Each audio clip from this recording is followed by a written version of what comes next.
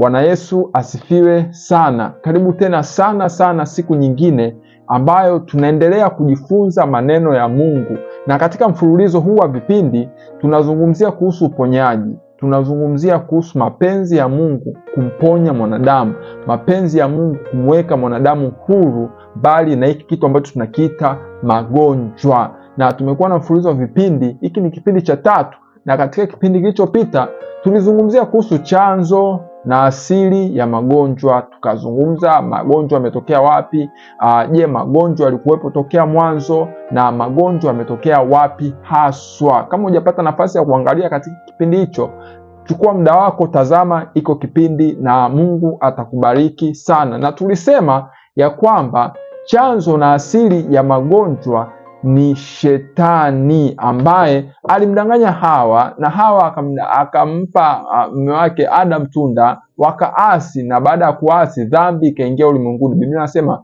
kwa mtu mmoja dhambi iliingia ulimwenguni, na kwa dhambi hiyo mauti, na mauti ikawafikia wote kwa sababu wote wametenda dhambi. Na baada hapo ndiyo kikaja kitu kinaitwa magonjwa, kwa sababu Mungu hapo mwanzo akuumba ulimwengu, hakumuumba mwanadamu akiwa na udhaifu. Mungu alivyoumba akasema kila kitu ni chema sana, lakini baada ya dhambi kuingia ndipo magonjwa yalipoingia. Hivyo tukasema chanzo na asili ya magonjwa sio Mungu, sio mpango wa Mungu uwe mdhaifu, sio mpango wa Mungu usumbuliwe na magonjwa, sio mpango wa Mungu, kwa sababu Mungu wetu ni Mungu ambaye habadiliki. Ni yeye yule jana, leo na hata milele. Yeye yule ambaye alimuumba Adam na Hawa pasipo magonjwa, ndiyo yule ambaye yuko sasa hivi na anataka wewe uwe mzima bali na magonjwa. Na katika kipindi cha leo tutazungumza kuhusu kitu kinachoitwa magonjwa. Je, ni baraka ama ni laana? Leo tunataka tutazame kwa kina, hivi haya magonjwa ni baraka ama ni laana? Kwa sababu tunasikia wengine wakisema kwamba eti Mungu amempa fulani magonjwa au amempa mtu fulani ugonjwa kama baraka, ama ili amfundishe kitu, ama sababu mbalimbali ambazo watu wanazizungumza. Leo naomba tuangalie kwa kina kupitia neno la Mungu. Tutazame, je, hiki kitu kinaitwa magonjwa ni baraka ama ni laana? Naamini Mungu atakubariki sana katika kipindi hiki. Naamini utamshirikisha na mwingine ambaye hana taarifa katika kuhusu mfululizo huu wa vipindi, ili naye apate kubarikiwa, ili naye apate kujifunza, ili naye apate kujengwa. Kufahamu ukweli wa neno la Mungu ndipo kutakuweka wewe huru, ndipo kutakuweka huru. Yesu akasema, nanyi mtaifahamu kweli, nayo hiyo kweli itawaweka huru. Kweli ndiyo itakayokuweka huru, lakini sio tu kweli, kweli unayoifahamu ndiyo ambayo itakuweka huru. Na katika vipindi hivi tunajulishana tu kweli za neno la Mungu. Sitoi mawazo yangu hapa, kwa sababu mawazo yangu mimi hayawezi kukusaidia chochote. Sitoi ambacho nayajua kwamba nina ufahamu fulani. Ufahamu wangu mimi hauwezi kukusaidia chochote. Ninachokupa hapa ni ukweli wa neno la Mungu. Neno la Mungu linasemaje kuhusu magonjwa? Neno la Mungu linasemaje kuhusu uponyaji? Na neno la Mungu linasemaje kuhusu mapenzi ya Mungu juu ya magonjwa na mapenzi ya Mungu kumponya mwanadamu? Kwa hiyo tunachoangalia hapa ni neno la Mungu. Naamini neno la Mungu ukilifahamu ndio ambalo litakuweka huru, ndio ambalo litamweka ndugu yako huru, ndio ambalo litamweka yule mtu ambaye utaenda kumwombea kwa kumjulisha hizi kweli, atapata kuwa huru, huru kweli kweli. Leo tutaangalia kuhusu magonjwa. Je, ni baraka ama laana? Na tutaenda kusoma habari moja ambayo Yesu alikutana nayo katika kile kitabu cha Luka sura ya 13. Tunakutana na habari moja hapa, sura ya 13 Luka, mstari wa 10 mpaka wa 16, na nitasoma hapo alafu tutajadili hii sehemu na tutaweza kupata ukweli wa mada ambayo tunaenda kuzungumza leo. Je, magonjwa ni baraka ama ni laana? Luka 13 mstari wa 10 mpaka wa 16. Neno la Mungu linasema, siku ya Sabato alikuwa akifundisha katika sinagogi mojawapo, na tazama, palikuwa na mwanamke aliyekuwa na pepo wa udhaifu muda wa miaka 18, naye amepindana, hawezi kujinyoosha kabisa. Yesu alipomwona alimuita, akamwambia, mama, umefunguliwa katika udhaifu wako. Akaweka mikono juu yake, naye akanyooka mara hiyo, akamtukuza Mungu. Basi mkuu wa sinagogi alikasirika kwa sababu Yesu amemponya mtu siku ya Sabato.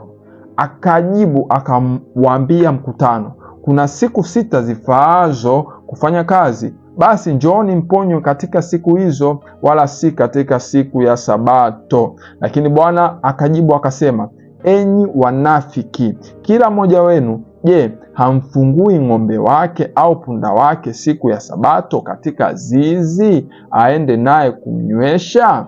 Na huyu mwanamke aliye uzao wa Ibrahim, ambaye shetani amemfunga miaka 18 hii, haikumpasa afunguliwe kifungo hiki siku ya Sabato? Bwana Yesu asifiwe sana. Tukisoma katika kitabu hiki tunakutana habari ya huyu mama ambaye Biblia inasema alikuwa ana pepo udhaifu, ambayo hiyo pepo akamsababishia ugonjwa wa kupindana. Alikuwa amepindana mgongo, hawezi kabisa. Na kwa kipengele hiki tu tunapata picha moja kwamba kuna aina fulani ya magonjwa ambayo yanasababishwa na roho chafu ama mapepo moja kwa moja.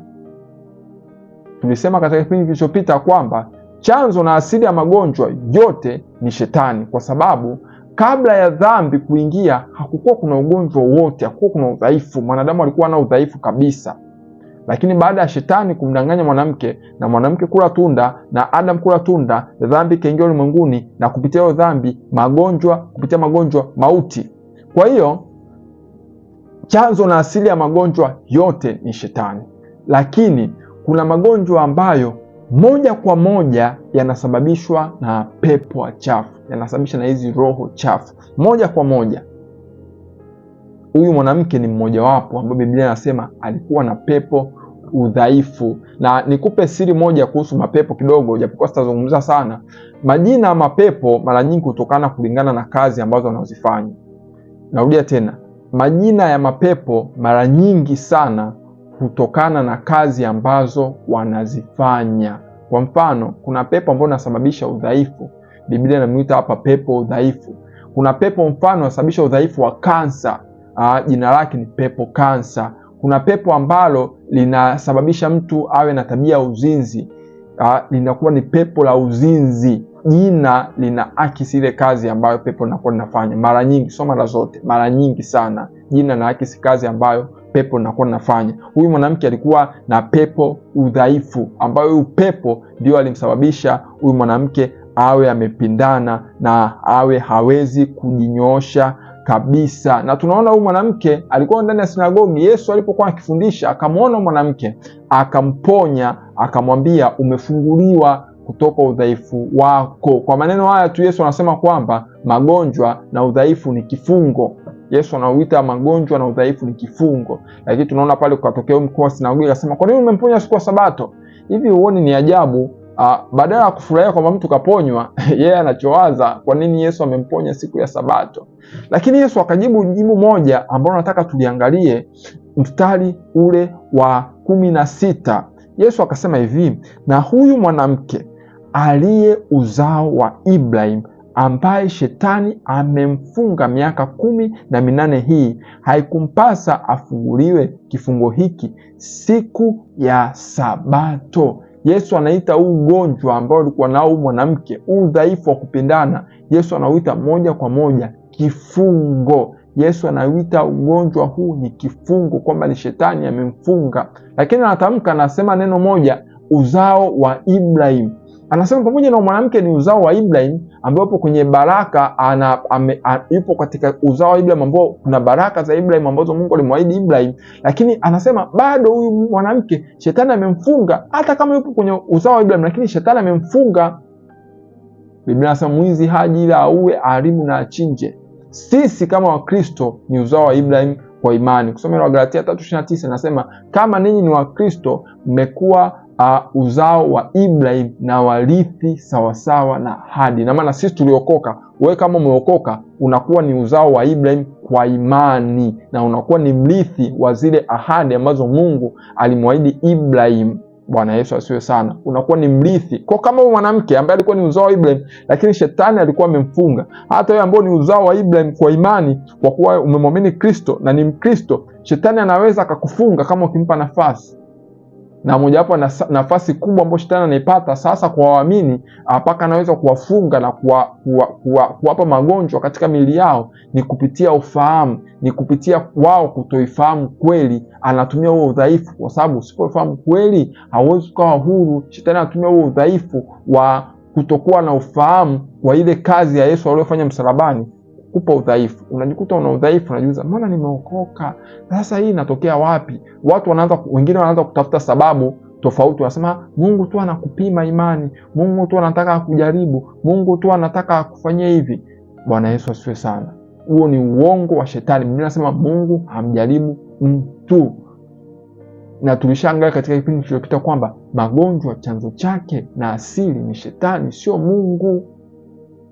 Biblia inasema kwamba huyu mwanamke ambaye shetani amemfunga, Yesu anaita magonjwa ni kifungo, sio baraka. Yesu anatamka kabisa hapa kwamba huyu mwanamke alikuwa amefungwa na inampasa afunguliwe kifungo hiko, kwa kuwa yeye ni nani? Ni mwana wa Ibrahim. Hata wewe kama umeokoka, wewe ni mzao wa Ibrahim kwa imani na hautakiwi kuwa na hiko kifungo. Shetani hana mamlaka ya kuweka ugonjwa juu yako wewe kama mwana wa Ibrahim na mrithi sawasawa na ahadi. Wewe ulio Mkristo yoyote, shetani hana mamlaka yeyote ya kuweka ugonjwa juu yako. Hiko ni kifungo, lakini kifungo ambacho hakina uhalali katika huo mwili wako au katika mwili wa ndugu yako. Lazima ufahamu na ukubaliane na uhalisia. Yesu anasema hivi, inakupasa ufunguliwe. Hiko ni kifungo.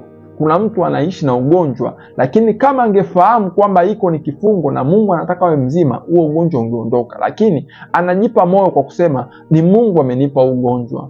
Sasa kama unaamini ni Mungu amekupa, hivi unaweza kuwa na imani ya kuponywa? Haiwezekani. Lazima ufahamu ukweli ya kwamba hiko kifungo kimetoka kwa Ibilisi, na kama umeamini hautakiwi kuendelea kuwa nacho kwa kifungo. Kubali kufahamu hizi kweli, na kweli hizi zitakuweka huru kwamba huyo ni shetani amekuweka kifungo, amefunga na huo ugonjwa, kwa sababu huo ugonjwa unakuzuia kufanya mapenzi ya Mungu. Ugonjwa unakuzuia kufanya kuhudumu. Ugonjwa unakuzuia muda mwingine kusoma neno la Mungu. Ugonjwa unakuzuia muda mwingine kwenda ibadani. Hiko ni kifungo. Mungu anataka akuweke huru kama ambavyo alimweka huyu mwanamke ambaye alikuwa amefungwa na shetani miaka 18, lakini Yesu akamweka huru kwa sababu yeye ni uzao wa Ibrahim na mrithi sawasawa na ahadi. Kama wewe ambaye ulio ni Mkristo, tumesema Wagalatia 3:29 anasema kama ninyi ni Wakristo, mmekuwa ni uzao wa Ibrahim na warithi sawasawa na zile ahadi ambazo Mungu alimwahidi Ibrahim. Wewe ni mrithi na shetani hana mamlaka juu yako. Ukisoma ile Yohana Yohana wa kwanza, waraka wa kwanza wa Yohana 3:8, Biblia inasema kwa kusudi hili mwana wa Mungu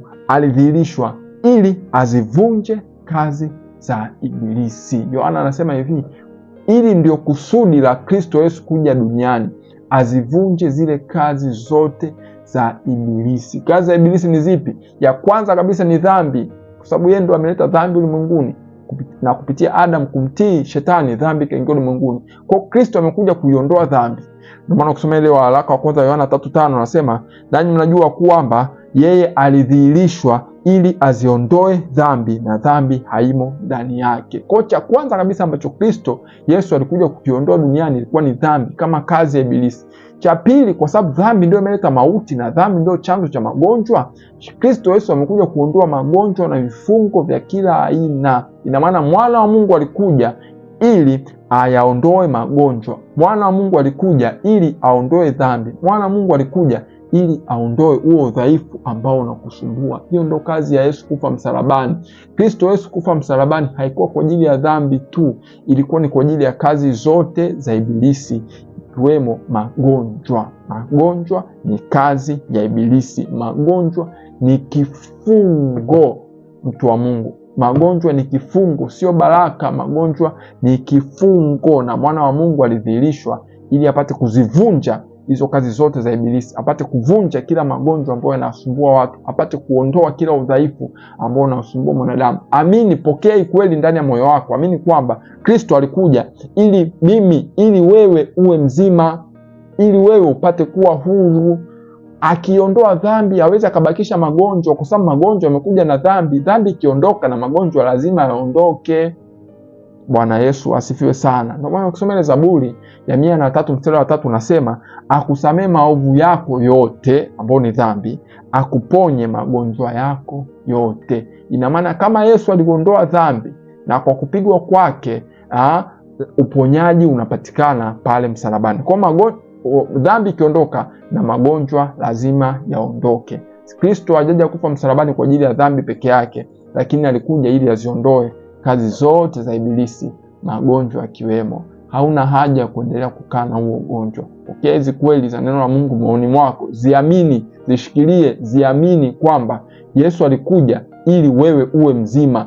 Yesu alikuja ili wewe uwe na afya. Yesu alikuja ili wewe upate kuwekwa huru, akusamee maovu yako yote, akuponye na magonjwa yako yote. Pokea hizi kweli za neno la Mungu. Amini kwamba Kristo Yesu alikuja ili wewe upate kuwa mzima, na kwa kupigwa kwake msalabani mimi nimepona kila aina ugonjwa, kila aina udhaifu, kila aina ya shida, kila aina ya changamoto katika mwili, iwe ni kichwani, iwe ni kwenye tumbo, iwe ni kwenye mifupa, iwe ni kwenye ngozi, iwe ni kwenye kichwa, iwe ni sehemu yoyote ya mwili wako. Kristo alikuja ili azivunje hizo kazi za ibilisi, kwa sababu magonjwa ni kazi ya ibilisi, magonjwa ni kazi ya shetani, magonjwa ni kifungo. Na kama wewe ni Mkristo, hivyo umekuwa ni mzao wa Ibrahim na umekuwa ni mrithi wa zile ahadi za Ibrahim. Hivyo kama wewe mwanamke aliyefunguliwa kutoka kwenye kifungo na akafunguliwa na kuwekwa huru kutoka kwenye udhaifu aliokuwa nao miaka 18, hata wewe inakupaswa uwe huru kwa kazi ya Yesu aliyofanya msalabani.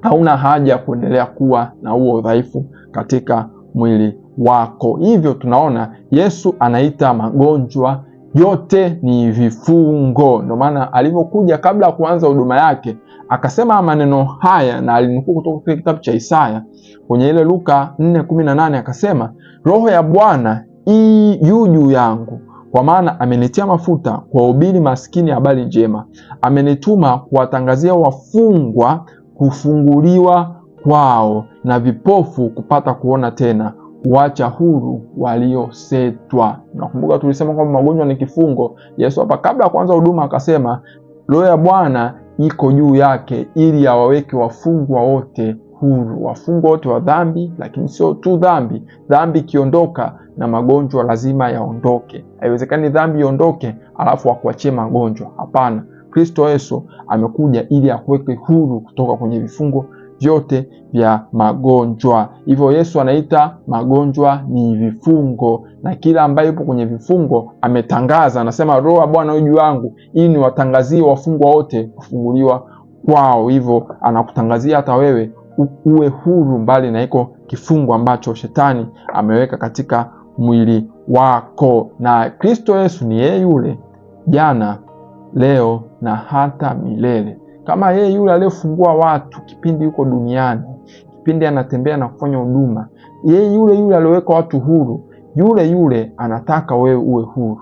Yesu yule anataka wewe uwe mzima. Yeye habadiliki. Yeye ni yeye yule jana, leo na hata milele. Aliyeita magonjwa vifungo juzi, hata leo anaita magonjwa ni vifungo vya ibilisi, na hata leo amekuja ili aweke watu huru. Petro akasema katika ile Matendo ya Mitume 10:38 kwamba habari za Yesu Kristo wa Nazareti, jinsi Mungu alivyomtia mafuta wa Roho Mtakatifu na kwa nguvu, naye akazunguka huko na huko akitenda kazi njema na kuponya wote walioonewa na ibilisi, maana Mungu alikuwa pamoja naye. Biblia inasema Yesu Kristo katika huduma yake hapa duniani aliponya wote waliokuwa wanaonewa na ibilisi, alifungua wote waliokuwa na magonjwa, aliweka huru kila mtu aliyemjia kwake akitaka uponyaji, alipata uponyaji.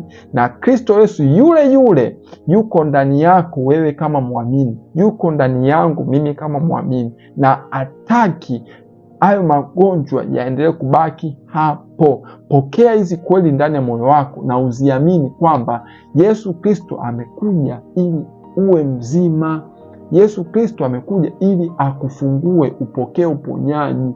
Fahamu kwamba ugonjwa huo ni kifungo kutoka kwa Ibilisi, sio Mungu. Ugonjwa huo sio baraka, ni laana. Ugonjwa huo sio baraka, ni laana. Ukisoma Kumbukumbu la Torati 28 anaposema laana hizi zote zitakujia juu yako, mule ndani kuna magonjwa ya kila aina ametajwa mule, na magonjwa yote ni laana, yapo kwenye laana ya Torati. Kristo Yesu amekuja kukuondoa kutoka kwenye hiyo laana ya Torati. Ukisoma Wagalatia 3:13 anasema ya kwamba Kristo Yesu ametukomboa kutoka kwenye laana ya Torati, maana alifanyika laana kwa ajili yetu. Yeye aliyabeba magonjwa yote ili sisi tusiyabebe. Yeye aliyachukua magonjwa yote msalabani ili sisi tusiyachukue. Yeye alizichukua dhambi ili sisi tupate kuwa huru mbali na dhambi, tupate kuishi katika haki yake yeye. Yeye alichukua magonjwa ili sisi tuwe wazima, ili wewe uwe mzima. Kristo Yesu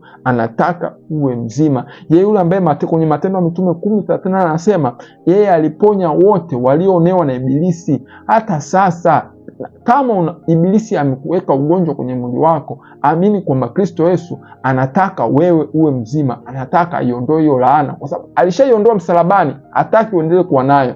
Kama Yesu Kristo aliochukua dhambi, basi na magonjwa aliyachukua, kwa sababu magonjwa yalitokana na dhambi, na magonjwa sio baraka bali ni laana. Na Mungu hana mpango wote wa wewe kuendelea kuonewa. Mungu anataka wewe uwe huru, na alishafanya kila kitu alichoweza kufanya kupitia Kristo Yesu msalabani, na anataka uwe mzima. Yaani, badilisha fahamu yako, badilisha unavyoamini, badilisha mindset, ufahamu. Fanywa upya nafsi yako, akili yako iendane na uhalisia ulioko katika neno la Mungu. Neno la Mungu likitamka kitu kama ni laana, wewe naye kitamke kitu kama laana. Sio neno la Mungu nakiita kitu laana, wewe unakiita ni baraka. Sio neno la Mungu nakiita kitu kifungo, wewe unakiita kitu Mungu anataka kunijaribu. Hapana, hapana. Tamka kile kitu ambacho neno la Mungu linatamka. Neno la Mungu linaita magonjwa ni kifungo. Kama vile dhambi ilivyo kifungo, na magonjwa nao ni kifungo. Hutakiwi kuvumilia dhambi na hutakiwi kuvumilia ugonjwa katika mwili wako au wa ndugu yako. Tambua hili kwamba katika yote ninayozungumza, shika hili moja. Tambua ya kwamba Yesu Kristo anataka wewe hapo uwe mzima. Yesu Kristo alikufa, alipigwa mijeledi kwa ajili yako. Alichukua magonjwa kwenye mwili wake msalabani ili wewe upate kuwa mzima. Ifahamu kweli hii ndani ya moyo wako. Hii kweli itakuweka huru, itakufungua. Kwa kufahamu kweli, kweli itakuweka huru. Mtu wa Mungu, fahamu kweli, iamini, itamke, iishi. Tamka kile kitu ambacho neno la Mungu natamka. Neno la Mungu linasema ya kwamba kwa kupigwa kwake tumepona. Tamka hivyo. Tamka kwamba Yesu Kristo alikuja kuweka huru wote. Anasema wote walioonewa na Ibilisi alikuja kuwaweka huru, na aliwaponya wote. Kama aliwaponya kipindi kile, anataka kuponya leo. Anataka kuponya leo. Kazi aliyofanya msalabani ilikuwa ni kazi kamili. Yesu Kristo anataka wewe uwe mzima. Naomba nisome tena hii Yohana 8:32 na 36. Biblia inasema, tena mtaifahamu kweli, na hiyo kweli itawaweka huru. Basi mwana akiwaweka huru, mtakuwa huru kweli kweli. Yesu Kristo anataka kuweke huru. Kubali zikuwe ndani ya moyo wako ya kwamba yeye alikuja ili uwe mzima. Yeye alikuja ili magonjwa yasiwe sehemu ya maisha yako. Usikubali magonjwa kuendesha, kupelekesha kitu gani unakula, kitu gani hauli, sehemu gani unaenda, sehemu gani hauendi, chakula gani unakula, chakula gani hauli. Unakosa furaha moyoni kwa sababu shetani ameweka kifungo ndani ya moyo wako. Amini kwamba Kristo Yesu alikuja ili wewe upate kuwa huru, ili wewe upate kufunguliwa. Baba, katika jina la Yesu, angalia namsogeza dada huyu, mama huyu, kaka huyu, baba huyu mikononi mwako. Kama kuna udhaifu wa namna yoyote upo katika mwili wake, ninauamuru sasa kwa jina la Yesu, mwachie. Kama kuna udhaifu wote kichwani mpaka kwenye unyayo, apokee uzima sasa hapo hapo walipo kwa mamlaka ya jina la Yesu Kristo wa Nazareti. Kila udhaifu ninaukemea kwa mamlaka ya jina la Yesu. Mwachie, achia mwili huo, achia mwili huo kwa jina la Yesu Kristo wa Nazareti. Awe huru, awe mzima kwa jina la Yesu Kristo wa Nazareti. Baba, asante kwa neema yako, asante kwa kibali chako siku ya leo, na kushukuru kwa wote ambao wamesikiliza. Asante kwa ajili ya kipindi hiki, na Baba tunajiweka mikononi mwako katika jina la Yesu Kristo wa Nazareti.